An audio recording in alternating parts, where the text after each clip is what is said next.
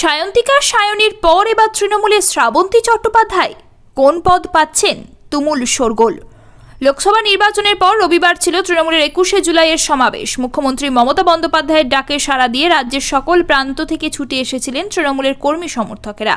তেমনি প্রতিবারের মতোই এবারও বিনোদন দুনিয়ার এক ঝাঁক তারকাকে দেখা গেল শহীদ সমাবেশে। এবার কি তবে তৃণমূলের পথে শ্রাবন্তী? দিদির এক ডাকে রবিবার হাজির ছিলেন তারকা রাজনীতিক দেব, সায়নী ঘোষ, রচনা বন্দ্যোপাধ্যায়, সায়ন্তিকা বন্দ্যোপাধ্যায়, বিধায়ক রাজ চক্রবর্তী, কাঞ্চন মল্লিক, সোহম চক্রবর্তী সহ আরও অনেকে। তবে সাধারণ মানুষকে চমকে দিয়ে যে মুখ নজর কাড়ল তা হলো শ্রাবন্তী চট্টোপাধ্যায়। 21শে বিধানসভা নির্বাচনে বিজেপির প্রার্থী হয়েছিলেন শ্রাবন্তী, আর এবার 2024-এ এসে তাকে দেখা গেল 21শে জুলাইয়ের মঞ্চে, সঙ্গে বান্ধবী সায়ন্তিকা।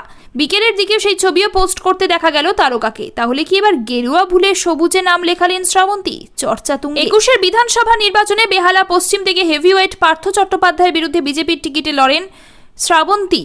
যদিও সেবার জয় আসেনি, পরাজয়ের পর থেকেই দলের সঙ্গে দূরত্ব বাড়তে থাকে শ্রাবন্তীর। এরপর আস্তে আস্তে রাজনীতি থেকে নিজেকে দূরে সরিয়ে ফেলেন নায়িকা।